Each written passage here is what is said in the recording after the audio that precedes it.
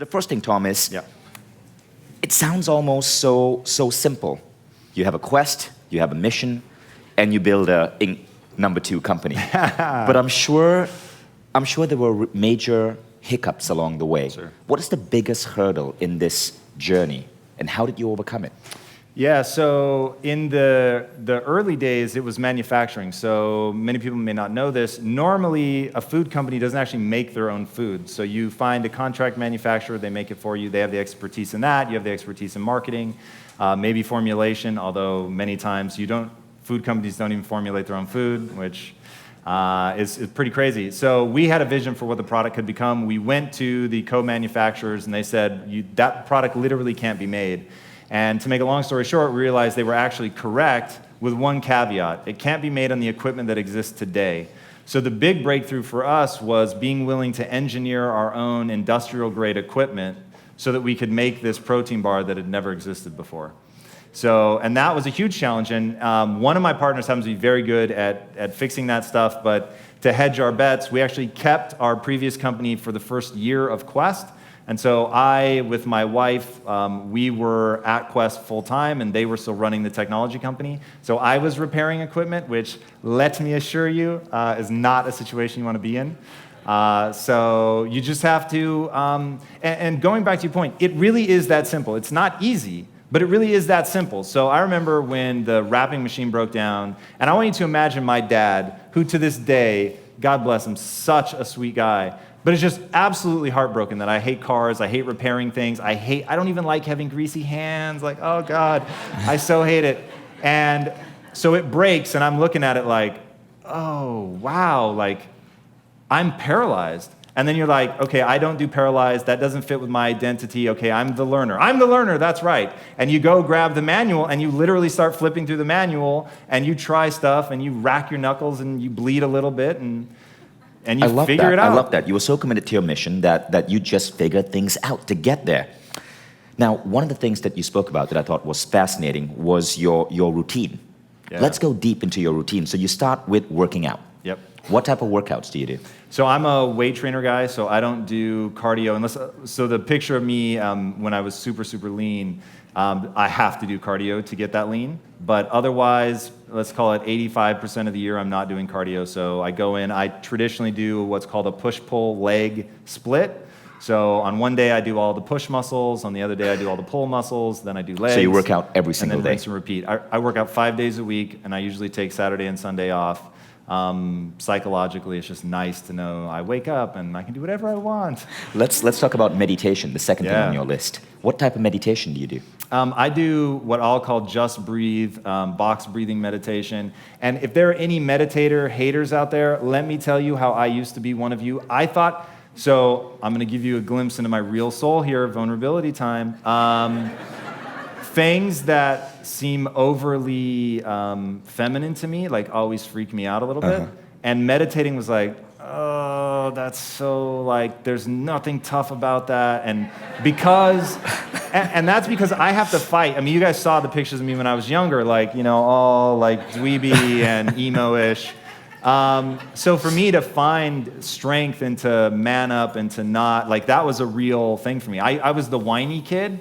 So if I remember one time I was playing soccer and I had broken my thumb in the middle of the game, and they wouldn't take me out because I complained all the time. So they thought, oh God, here we go again, he's just complaining. But I'd actually broken my thumb that time. So I was the boy that cried wolf. I was always whining, complaining, crying about something. So to become tough, I really had to focus on it. So meditation just didn't seem tough to me at all. And then on Inside Quest, I interviewed a Navy SEAL, and he was like, oh, dude, I'd be nowhere without meditation. And I was like, here's this hulking guy, he could kill me if he wanted to.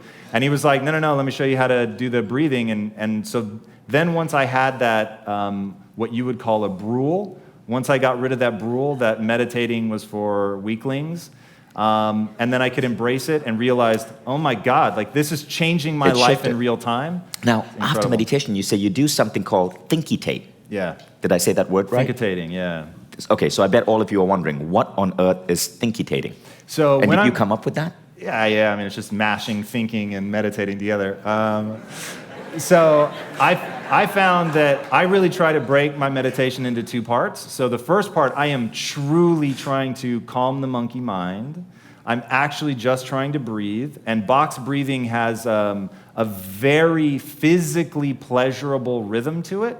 And so when I get into that state, I'll do 20, 30 seconds stretches where I'm not thinking about anything other than my breath and the pleasure. And it unfortunately is really sort of that short of a time period, and then my mind will start racing, and then I'll remember, wait a second, get back to it. But then I'm in such a calm state, and here's the beauty about meditating. The more you need it, meaning the more stressed out you are, what I call background radiation, as the background radiation rises and you're not feeling good, you have a lot of anxiety, a lot of stress, it will be more effective, not less. So meditate may take you a little bit longer to lower that background radiation, but when you do, you may then slip back into an alpha wave pattern for the first time in months if you haven't been meditating. So once I'm in that alpha wave state, I find that I want to take advantage of it because I'm trying to accomplish something in my business or whatever. So I'll say, okay, this is the problem I want to think about. How am I going to monetize my content, let's say? And so I sit in a very specific posture while I'm meditating. I break that posture for thinkitating. I lay back, and I don't mind if I start drifting in and out of sleep, and you guys probably heard the stories. I'm going to pretend it was Einstein. I don't think it was somebody else, but sort of that era, that level. Used to sit and meditate with something in his hand, trying to fall asleep. Dolly? I think you're right. Thank you. It was shoveled Edison. that out. So the person, Dolly, Edison, whoever the case may be, they would drop it, and it hitting the floor would wake them up, and there's something about that state that would allow you to make these really unique connections. So that's what I'm looking for. When I thinkitate, I find that I make connections between ideas I wouldn't otherwise make. You then said you read. What would be your top 3 favorite books that you'd recommend everybody here needs to read? Yeah, so number 1, it is the most important book in the English language. I am actually begging you, as like one empathetic human being to another, please read it, is a book called Mindset by Carol Dweck. And I'm going to guess a lot of you have read it. That book, for anybody who is willing to let it will change your life completely. It is the most important book in the English language. Beyond that, The Obstacle is the Way is also incredibly, incredibly powerful. Who's that by? That's by Ryan Holiday. And then there's so many books, but if you're not interested in starting your own business, but you still want to play at the absolute highest level, I highly encourage you to read a book called Linchpin by Seth Godin. And Linchpin is sort of the opposite. So for entrepreneurs, Obstacle is the Way might be a better book, but for people that they're not interested in that level of risk, but they want to be an artist in what they do, Linchpin was just game-changing. Awesome. Now, what do you think was the number one thing, if you could think about one thing that really made Quest shoot up in its incredible trajectory, what was that for Social you? media. It was social media. It was, and social media encompasses something big, which is, so up here, I'm trying to do exactly one thing, and that's be entirely who I am, lower my defenses, be authentic, not try to be cool, because I know that will allow me now, after we talk, to have connections with people. Because I'm an introvert, and I know nobody believes that, but when I come up here, I have to like get in the fucking zone for so long before I come up, because to me, extroversion is a technique. It's something I recognize how valuable it is, but left to my own devices, you will see I always sit by myself. I never approach people. It just makes me uncomfortable. And I haven't addressed that skill yet in my life. It's something that I think I will eventually. So social media plays on that understanding of humans have a desire to connect. So even though I'm introverted, I still really want to connect, and I really want to feel part of something bigger, and social media has made that possible. So Quest was designed from word one to say companies are real people. It's not a nameless, faceless organization. I have a mom, and she is morbidly obese, and I have a sister who's morbidly obese, and I love them, and I want them to be happy, and I want to help, and that's why I'm doing this every day, and inviting people into that world, you create a community. I mean, you know this, right? It's about the community, and even just being invited into this and being a part of this, I'm reminded all over again the power of community. So we built a community. We didn't market. The final question is this, and I bet a lot of you feel the same way. Yes, you are seeking a quest, but there are so many potential things that you might want to fix about the world. For example, I'm concerned about climate change. I'm concerned about education. How did you know that Quest was it? How did you know that this particular mission was what you had to pursue? I didn't. So it went like this, and really, really get super comfortable with that, right? So my thing in life is it's better to go 1,000 miles an hour in the wrong direction than to go 1 mile an hour in the right direction. Why? Because I know enough about myself to know I will constantly check, is this the right direction? If I smash into a wall or whatever, I'll pick myself up and go, okay, wait, am I moving in the right direction? And if I'm not, I don't have a problem changing direction because I don't value myself in being right. So I value myself in how quickly I can realize that I'm wrong. So I had a business partner who was utterly obsessed with nutrition and human metabolism. Another partner who was an Iowa farm boy and knew about machinery and logistics. And then myself, who I so wanted to help my mom and my sister.